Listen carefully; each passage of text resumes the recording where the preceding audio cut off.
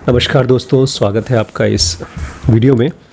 आज मैं थोड़ी सी बात करना चाहता हूँ इंटरनेट का एडिक्शन को लेकर के।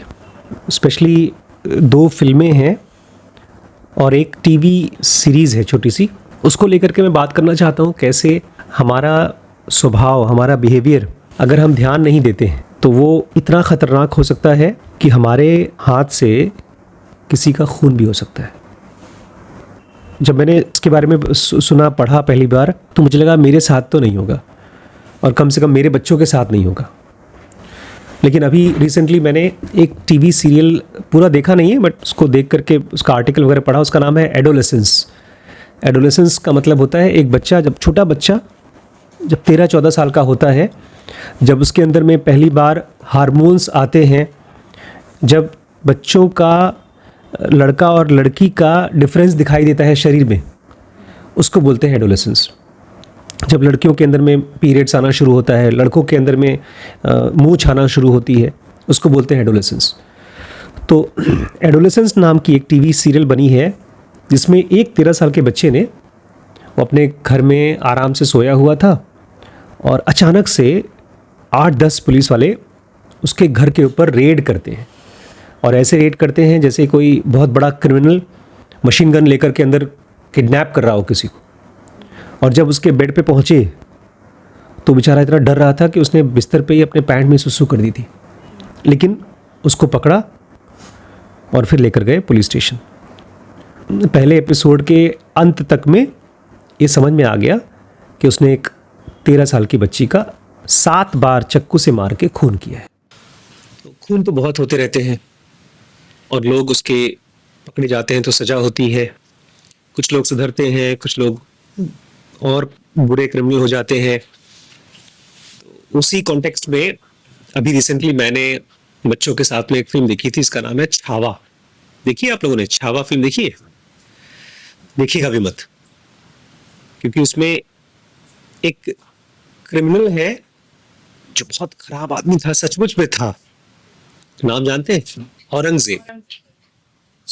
औरंगजेब ने बहुत लोगों को मारा और इस फिल्म में जो सबसे घिनौनी चीज थी, वो शिवाजी का बेटा था, वो पकड़ में आ गया।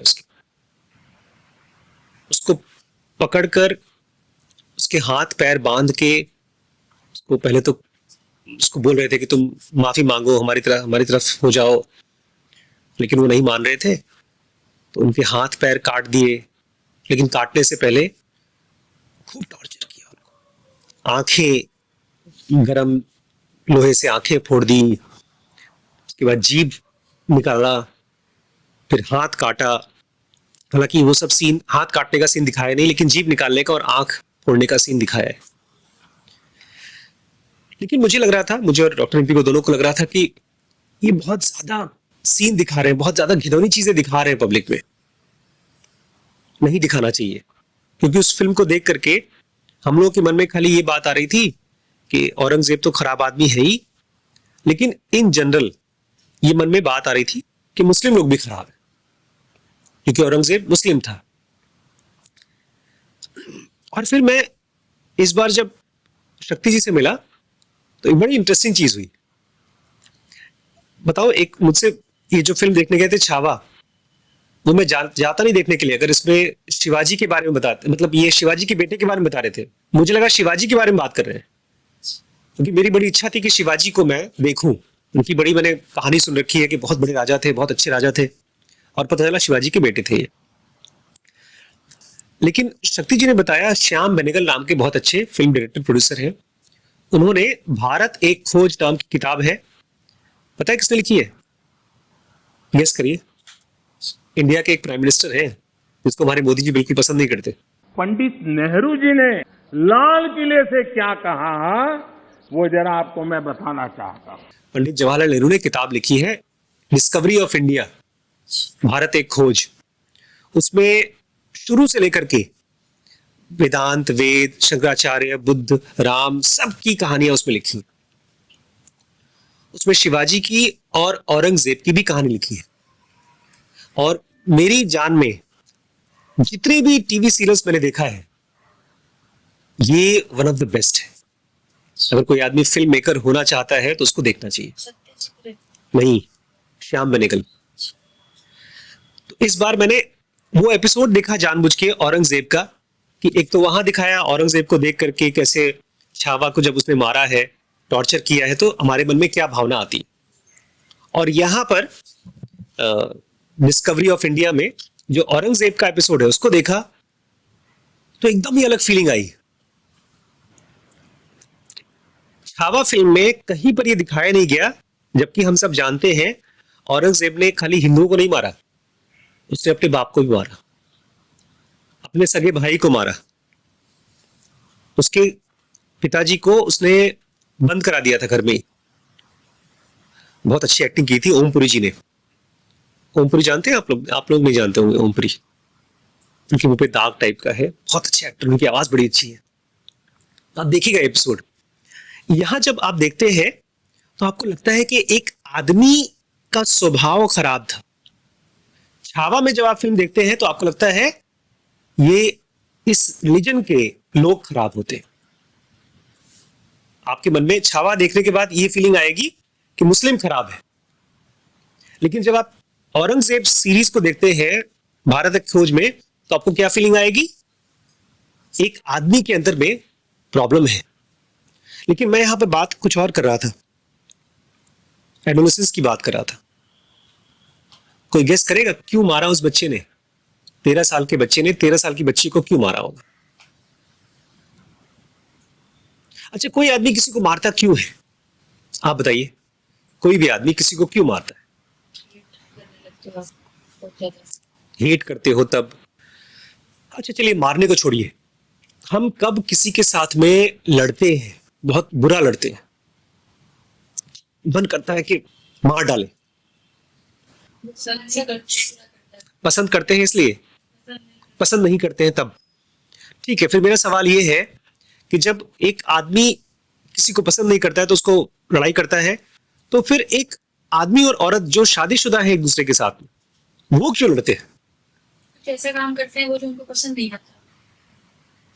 वो कुछ ऐसा काम करते हैं, मतलब हस्बैंड या वाइफ कुछ ऐसा काम करता है जो सामने वाले को पसंद नहीं आता, खाली यही वजह है। मतलब मेरी बात समझिए, दो लोग लड़ने में दो लोग होते हैं, एक होता है माचिस, एक होता है मिट्टी का तेल। तो माचिस तो आग जलाया और मिट्टी के तेल में आग लग गई, तो आग किस में है? माचिस में है। इसका मतलब माचिस जहां चाहे वहां आग लगा दे, पानी में भी आग लगा दे, हवा में भी आग लगा दे, लोहे में आग लगा दे। नहीं, तो माचिस को क्या चाहिए? मिट्टी का तेल चाहिए, पेट्रोल चाहिए। तो मतलब आग थोड़ी बहुत पेट्रोल में भी होनी चाहिए। इसकी एक छोटी सी कहानी मैं बताता हूं, आप लोगों को मैंने बताया भी है पहले। एक बहुत बड़ा साधु था, बहुत बड़ा मतलब 10 साल 15 साल से वो प्रैक्टिस कर रहा था, साधना कर रहा था। शादी वादी हुई नहीं थी बेचारे की, तो सोच रहे थे बहुत महान योगी है, जैन योगी है। फिर अपने गुरुजी के साथ बैठकर बातचीत की और गुरुजी ने समझा दिया, कर लो ब्याह।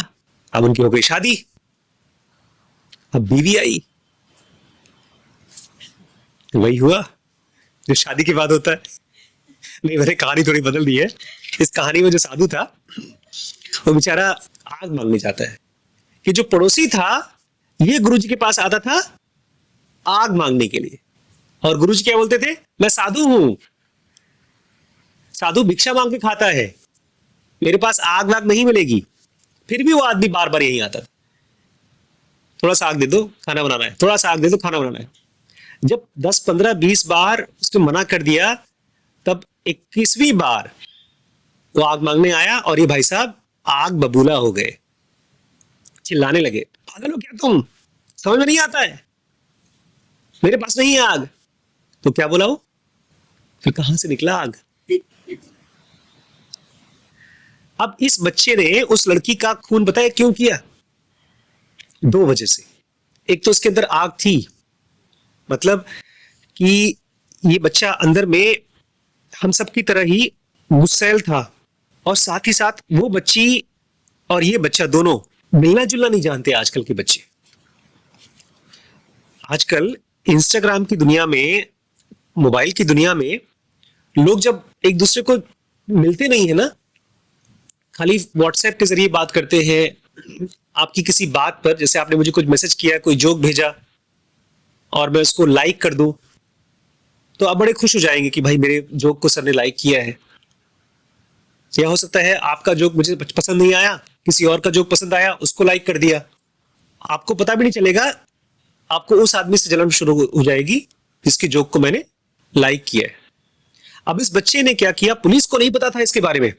पुलिस इन्वेस्टिगेट कर रही है, क्योंकि आप किसी मर्डर को तब तक सजा नहीं दे सकते जब तक आप मर्डर करने का इंटेंट क्लियर न कर दें। अगर मैं, इसको बोलते हैं कोल्ड ब्लडेड मर्डर, मैं आपको मारने के हेतु से ही आपको मारता हूं, तब जाकर के मैं किलर हूं। अगर मैं अपने आप को बचाने के लिए आपको मार रहा हूं, या मैं दिमाग खराब है आपको मार रहा हूं, कोई दवाई के नशे में आपको मार रहा हूं, तो मैं पूरी तरह से खूनी नहीं हूं। अब पुलिस यहां पर खोज रही है कि किस वजह से इसने खून किया है, क्या वजह हो सकती है, इसको नहीं समझ में आ रहा है। इसमें पुलिस का एक बेटा था, बोलता है पापा आप गलत तरीके से सोच रहे हो इसको। उसका बाप बोलता है तुझे क्या पता है इसके केस के बारे में। बोलता है आपको मालूम है ब्राउन बीन्स का मतलब क्या होता है। जब किसी को इमोजी भेजते हैं ना, अब ढेर सारे इमोजी है, जो आप किसी को मैसेज करते हैं तो ऐसे हाथ जोड़ते हैं तो एक इमोजी है। जब किसी को एक चेहरा बना करके स्माइल वाला भेजते हैं तो एक इमोजी है। बोलता है उस लड़की की फोटो के नीचे उस लड़की ने इसको ये इमोजी भेजा था, इस इमोजी का ये मतलब होता है कि मैं तुम्हें पसंद करती हूं। इस इमोजी का मतलब होता है तुम बेकार हो, तुम नपुंसक हो, तुम्हारे साथ कोई लड़की नहीं जाएगी। और जब उस लड़की ने बात बोली तो इस लड़की को बात खराब लग गई। अब सुनिए, इंपॉर्टेंट बात सुनिए, हम सबके अंदर में वो आग, वो पेट्रोल है जो उस बच्चे के अंदर है, और हम सब पोटेंशियल मर्डरर हैं।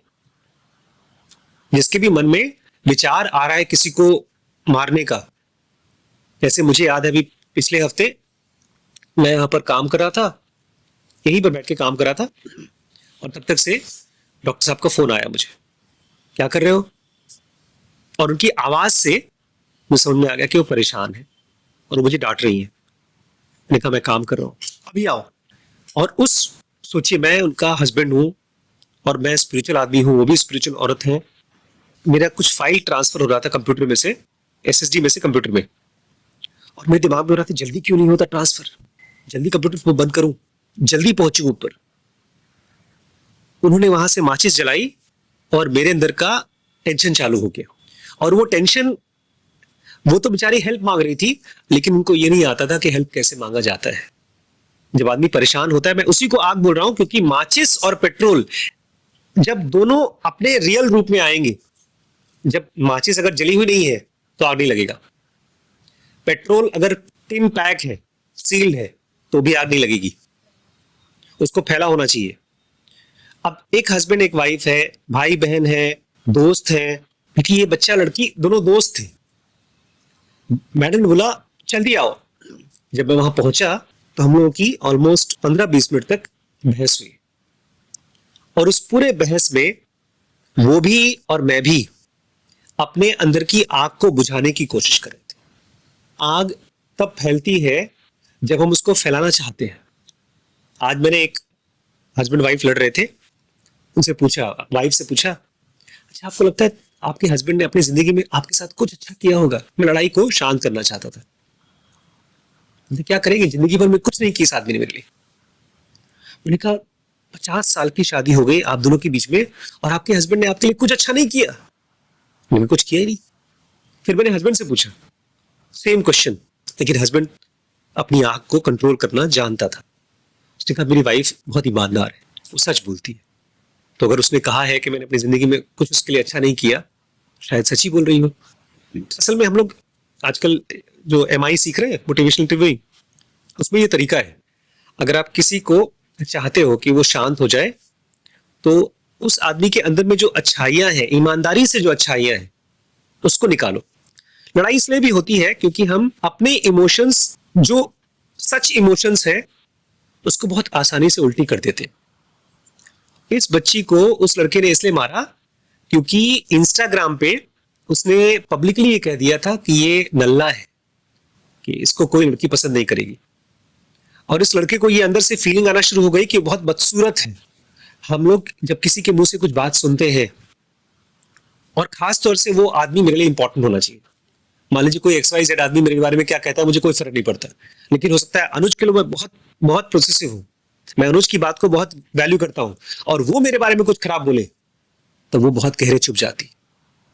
अच्छा, अब ये चुभन हो सकता है धीरे धीरे बन के इतना गुस्सा बन जाए कि हस्बैंड वाइफ के बीच में डिवोर्स हो सकता है, या ये भी हो सकता है इकट्ठा हो के कि मैं अपने हस्बैंड को सोते समय मार दूं अगर जगते समय नहीं मार सकती, और उसकी बॉडी को एक टब में डाल के उसके ऊपर सीमेंट डाल दूं, जो हुआ अभी मेरठ में हुआ। इन सभी चीजों का वजह है जब कोई खोजेगा ना तो लगता है कि ठीक है ये क्रिमिनल आदमी है, लेकिन अपने को ही पूछना पड़ेगा कि इसकी शुरुआत कहां से होती है, क्योंकि दो लोग जब साथ में रहते हैं तो ये दो लोग खाली नहीं है, इस टाइप के पूरे समाज में ढेर सारे लोग हैं, और हमारे अंदर में जो छुपा हुआ इमोशंस है, भाव है, उसी को यूज करके अलग अलग कंपनियां पैसा कमाती है। अब अगर कहीं पर किसी इमोजी का मतलब होता है आई हेट यू, इसका मतलब कि मैं आपको एक इशारे से बोल सकता हूं आई हेट यू। प्रकृति भी आपके साथ नहीं है। आपके मुंह से, अगर मैं अपने मुंह से अपने बेटे को, अपनी वाइफ को बोल सकता हूं आई हेट यू, इसका मतलब प्रकृति ने जो हमको मुंह दिया है, ब्रेन दिया है, वो सही नहीं दिया है। होना तो ये चाहिए था कि मेरे मुंह में आई हेट यू आ रहा है तो मुंह ही बंद हो जाना चाहिए। भगवान अगर अच्छे आदमी हो, समझदार आदमी हो, तो आपने मेरे साथ कुछ बदतमीजी की और मैं बोल रहा हूं, आवाजें निकल रही है, और जब मैं बोल रहा हूं आई हेट यू तो मेरा मुस्कुराहट निकले। यही किया मैंने डॉक्टर रिम्पी के साथ में। जब गुस्सा कर रही थी मैंने कहा रिम्पी समझ में यार कैसे समझाऊं, गुस्सा बहुत आ रहा है। हंसने की कोशिश कर रहा था मैं। जानवर में और एक इंसान में फर्क तभी आएगा जब आप अपने ऊपर वो लगाना सीखेंगे। क्या एक जंगली जानवर को, एक जंगली घोड़े को कैसे आप पालतू बनाते हैं? नकील, नकील, नकील से क्या लगाते हैं? नकील में लगाम। अब ये लगाम इतना आसान नहीं है लगाम, अब खास तौर से अपने जुबान पे लगाम लगाना। हम बोलते तुम जुबान पे लगाम लगाओ।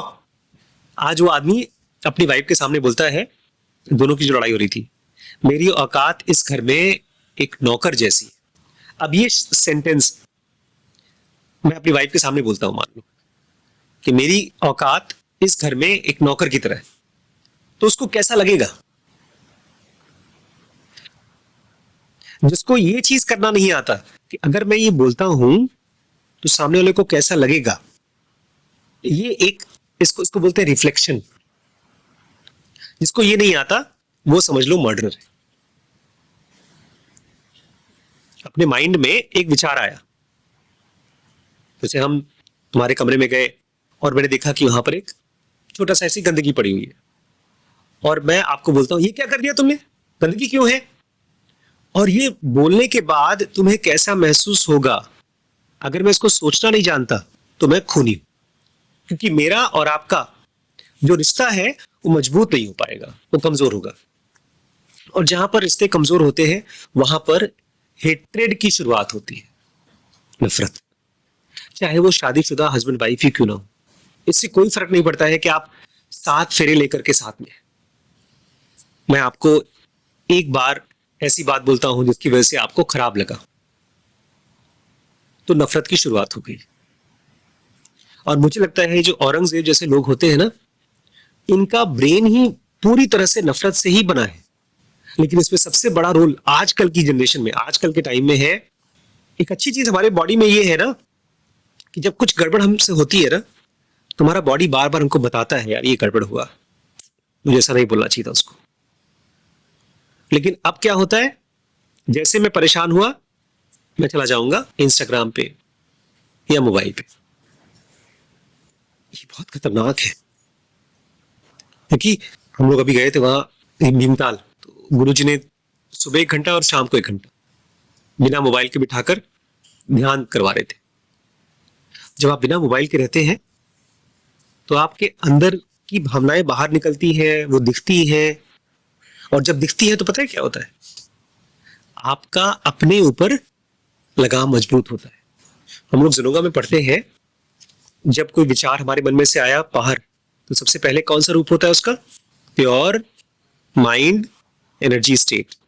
उसके बाद थॉट्स सप्रेस्ड, उसके बाद थॉट्स एक्सप्रेस्ड, उसके बाद एक्शन।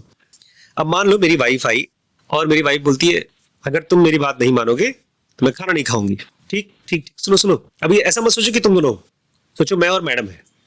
अभी पता है क्या हुआ था? जब हम गए यहाँ पे शीत को छोड़ने गए थे, हम लोग जाकर के छोड़कर वापस आने वाले थे, तो मैम ने मुझसे कहा कि आशु मैं नहीं जाऊंगी वापस, अपने बेटे के पास रहूंगी अभी कुछ दिन और। जबकि बेटे के साथ नहीं रह रही है, वो अलग कमरे में वहां रह रही है, उनका बेटा 2 किलोमीटर दूर अलग रह रहा है। तो उन्होंने जब बोला कि मैं अपने बेटे के पास रहूंगी, तो उसके बाद मेरा चेहरा देख रही थी वो। पता है क्यों? वो इंतजार कर रही थी कि मैं हाँ बोलूंगा कि मैं नाराज होऊंगा। तो मेरे को देखती रही। मैंने कहा तुम ठीक क्या, मैं जाऊंगी नहीं? मैंने कहा मुझे पता है तुम नहीं जाओगी, तो रुक जाओ। मैंने कहा तो रुकोगी तुम, बल्कि मैं तो कहूंगा 2-3 दिन नहीं, 10-12 दिन रुको यहाँ। तो खड़ी हुई और गेस करो क्या किया होगा? शीरीष में बैठा हुआ था। नॉर्मली शीरीष के सामने वो नहीं करती हरकत, आकर के मेरे गाल पे पप्पी दे दिया कि थैंक यू, तुमने मुझे समझा। दो लोगों के बीच में लड़ाई तब होती है जब दो लोग एक दूसरे को अपनी बात समझा नहीं पाते, और हर आदमी, दोनों में से हर आदमी यही सोचता है तुम मुझे क्यों नहीं समझते हो। लड़ाइयां तब होती हैं, मर्डर्स तब होते हैं जब हमको लगता है कि सामने वाला हमको समझ नहीं रहा है, और उस प्रोसेस में एक आदमी है जो हमको समझ सकता था, उसको नहीं समझा रहे हम। मुझे एक आदमी तो समझ सकता है ना, कौन? हम खुद। मैं पता है रिम्पी को क्यों वहां रहने दिया, लड़ाई क्यों नहीं किया? मैं थोड़ा तो लड़ाई करना चाहिए, थोड़ी तो बात करनी चाहिए कि तो चलो वापस चलो, क्योंकि मैं भी वही फील कर रहा था जो वो फील कर रही थी। भाई मेरा भी तो बेटा वहां गया, मुझे भी दुख हो रहा था। बहुत महीनों बाद मुझे ऐसा लग रहा था जैसे मैं अपनी गर्लफ्रेंड को छोड़ के आ गया हूं। शीरीष जब अपना तकिया लेकर जा रहे थे तो हम लोग सोचे शायद एक बार घूम के देखेगा, एक बार शायद घूम के देखेगा। फिल्मों में देखा नहीं है, अगर पलट के देखी तो प्यार करती है। शीरीष ने पलट के देखा ही नहीं, और हम हस्बैंड वाइफ एक दूसरे का मुंह देख रहे हैं, गया हमारा बेटा।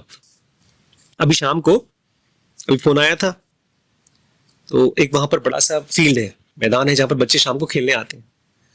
तो वहां पर वो बैठी हुई थी और खूब खुश थी, बहुत खुश, बहुत अच्छी जगह, मौसम बहुत अच्छा है, आसमान बड़ा अच्छा है, हवा अच्छी चल रही है। मैंने कहा नहीं, झूठ बोल रही हो तुम, तुम्हारे आसपास कहीं शीरीष है। उसकी हाँ वहीं खेल रहा है सामने। उसकी मैं उसकी तरफ देख नहीं रही हूँ, नहीं तो लोगों को मालूम पड़ जाएगा मैं उसकी मम्मी हूँ, और वही सामने खेल रहा है। मैं उसकी फोटो नहीं बना सकती, लेकिन मुझे अच्छा लग रहा है उसको देख देख। जब हम किसी को समझते हैं, ये थोड़ा सटल पॉइंट है, इसको पकड़ो। जब हम किसी को समझते हैं तो उसी प्रोसेस में हम किसको समझते हैं? खुद को समझते हैं। और जब हम खुद को समझते हैं, जितना ज्यादा खुद को समझते हैं उतना ही सामने वाले को समझ पाते हैं। लेकिन ये सारी समझ अटक जाती है अगर हमने अपने सबसे दुखी मोमेंट पर खो दिया किसी वीडियो में। आजकल बहुत वीडियो आते हैं कि कैसे सब्जी बनती है, कैसे फोटो बनाता है, कोई कॉमेडी वीडियो आता है। और आजकल सबसे खतरनाक चीज है, ये वीडियोस 3-3, 4-4, 5-5 सेकंड के होते हैं।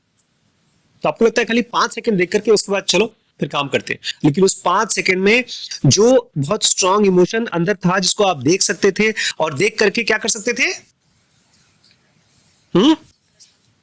प्योर माइंड एनर्जी स्टेट से थॉट सप्रेस तक में उसको पहुंचकर पकड़ सकते थे, एक्सप्रेस। जैसे ही आपका शब्द थॉट में से बाहर वर्ड्स बने, लगाम गई। अगर मैं आपको गाली देना चाहता हूं और जुबान तक आई, बाहर नहीं निकली, लगाम है, मेरा अपनी जुबान पे लगाम है। जैसे ही जुबान में से गाली निकली, गुस्सा निकला, क्रोध निकला, ये समझ लीजिए चाकू निकला, आपने मर्डर कर दिया। इसलिए मुझे लगता है पिछले कई सालों में जो मेरी एक साधना रही है वो यही रही है कि अंदर में जो है, जो कुछ मैं फील कर रहा हूं, उसको एक्सप्रेस ना करूं अगर वो खूबसूरत नहीं है तो। चाहे कितना भी सच हो, अगर मैं आपको पसंद नहीं करता हूं, मैं आपको हेट करता हूं, सच बात है, लेकिन मैं उसको बोलूंगा नहीं, उसको दिखाऊंगा नहीं, झूठ बोल दूं।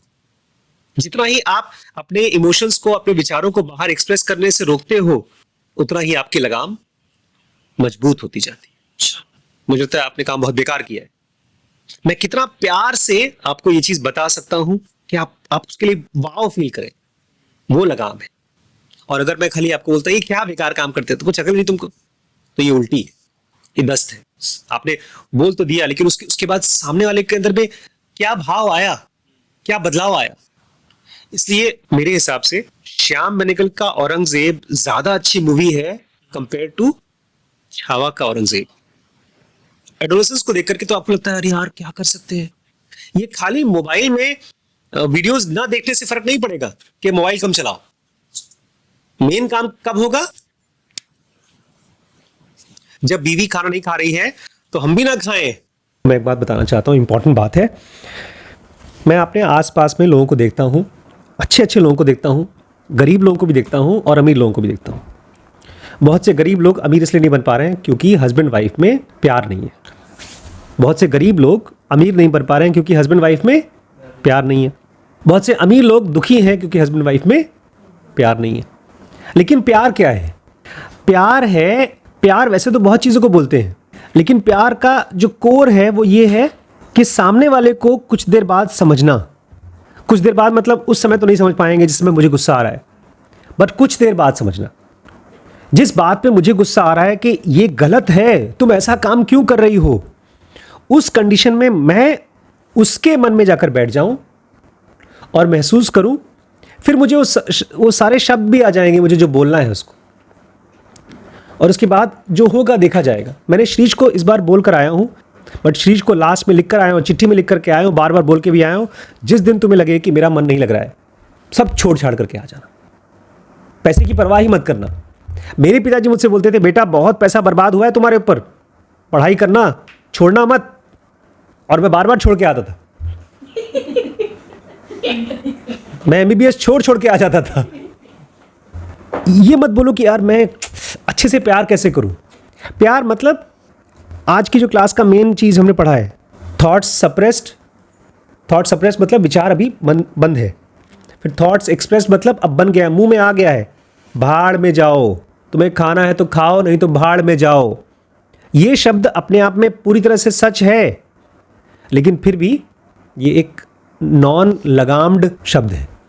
अगर इसी को मुझे थोड़ा सोच समझ के बोलना हो, बोलूँगा देखो तुम अभी नहीं खाना चाहती हो तो ठीक है मत खाओ, मुझे तो भूख लगी है, मैं खा ले रहा हूँ। जब थोड़ा दिमाग ठीक हो जाएगा तब तुम्हारे लिए मैं मनाऊंगा बाद में, अभी नहीं मना सकता मैं। हाँ पहले हम भैया पेट भर लें, उसके बाद फिर तुम्हारे बारे में बात करेंगे, क्योंकि भूखे पेट भगवान का भजन होता है तो बीवी का भजन कहाँ से हो पाएगा। लेकिन इस पूरे प्रोसेस में पता है क्या होता है, आप अपने मन का पहले बॉस बनिए।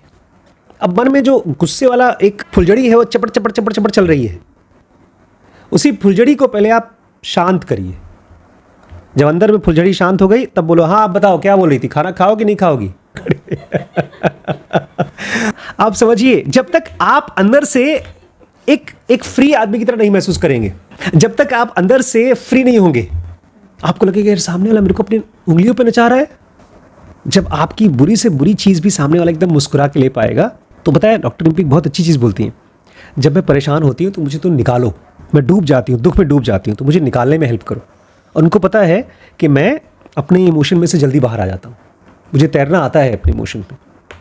सामने वाला कुछ बोल दिया, मैं डूब गया। ये बच्चा सोचो कितने दिन से डूबा हुआ होगा इमोशन में कि जा करके चक्कू से मार दिया उसको। एक बहुत जानवर वाला इमोशन चाहिए आपके अंदर में, किसी को खून करने के लिए, किसी को हर्ट करने के लिए।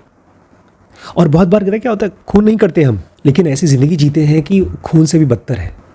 हस्बैंड वाइफ उसी को दुख बोलते हैं, भाई भाई साथ में रहते हुए, सब कुछ होने के साथ भी, पैसा रुपया होने के बावजूद ज़िंदगी ऐसी चलती रहती है। औरंगज़ेब बाहर नहीं है, औरंगज़ेब है जहाँ पर लगाम बिना लगे हुआ एक आदमी। अपने ऊपर काम करिए, जैसे ही गुस्सा आए तुरंत आपको अलर्ट हो जाना है कि बॉस कुछ इमरजेंसी हो गई है, कोविड आ गया है, लॉकडाउन चल गया। अब घर से निकलने के पहले, पहला शब्द निकलने के पहले अंदर में एक लगा दो, एक पुलिस वाला, बताओ भाई सही शब्द है। और अगर गलती से बाहर निकल गया आपका गलत शब्द, तो बाद में उसको सही करने के लिए काम करो। क्योंकि बाद में भी अगर आप जाकर के, और मैं नहीं कह रहा सॉरी बोलो, नहीं तो बड़ा उल्टा हो जाता है। अच्छा गलती हो गई, सॉरी। तो बीवी क्या बोलेगी? किस बात पे सॉरी हो तुम? वो जानती है तुम दिमाग लगाए बिना सॉरी बोल रहे हो। सॉरी तो पहले भी बोले थे, ये गलती पहले भी की थी तुमने। आपका सब रेडीमेड आंसर खत्म हो जाएगा। जब तक आई सेंटर में नहीं आएंगे और जब तक आपके आई सेंटर को ई सेंटर का पावर नहीं मिलेगा, तब तक आपको सही शब्द नहीं मिलेगा कि बोलना क्या है। और जो एक बार आपने बोला है वो दोबारा काम नहीं करेगा। बीवी के लिए आपको हजारों औजार चाहिए होंगे, एक बार ब्रह्मास्त्र, एक बार इंद्रास्त्र, एक बार शिवास्त्र। वो सब के सब अस्त्र आपका बेसिकली माइंड का फोकस है। कितना ध्यान से आप चाहे अपने बच्चे के साथ हैं, चाहे बीवी के साथ हैं, फोकस जब मेरे अंदर में से फोकस निकलेगा तो आपके अंदर से भी निकलेगा। देखिए, मैं अपने मन में अगर मैं ऑब्जर्वेंट हूं तो आप तक पहुंच जाएगी बात। आपको पता भी नहीं है, अगर मैं अपने अंदर में ऑब्जर्वेंट हूं तो ऑब्जर्वेशन आप तक पहुंचेगी। सबसे पहले आपको अपने इमोशंस का कंट्रोल पाना है। पता होना चाहिए कि अब मैं गड़बड़ में आ गया हूं। मैम बोलती है अभी कि मुझे मालूम पड़ जाता है, अगर अंदर में डिस्टर्ब हूं तो मुझे मालूम पड़ जाता है। जिसको नहीं मालूम पड़ता उससे ज़्यादा शब्द निकलेंगे, बुरे बुरे शब्द निकलेंगे, और फिर वो इकट्ठे होते जाते हैं, जन्मों जन्मों के इकट्ठे होते हैं। इसलिए एक बार आपने टॉर्चर किया है तो 7 जन्म तक वो बदला लेगी। अगर आप चाहते हैं बदला ना ले तो एक और कॉन्सेप्ट है, हस्बैंड वाइफ जब बहुत टाइम तक साथ में रहते हैं और प्यार से रहते हैं, पता है क्या होता है? फिर उन दोनों का बॉडी एक में हो जाता है। उसके बाद हस्बैंड या वाइफ को दोनों अलग नहीं होते, इसलिए उनको शादी करने की ज़रूरत नहीं पड़ती। इसलिए जो बहुत एडवांस्ड साधु होते हैं, जिनको समाधि मिलती है, वो लोग को शादी होने की ज़रूरत ही नहीं होती।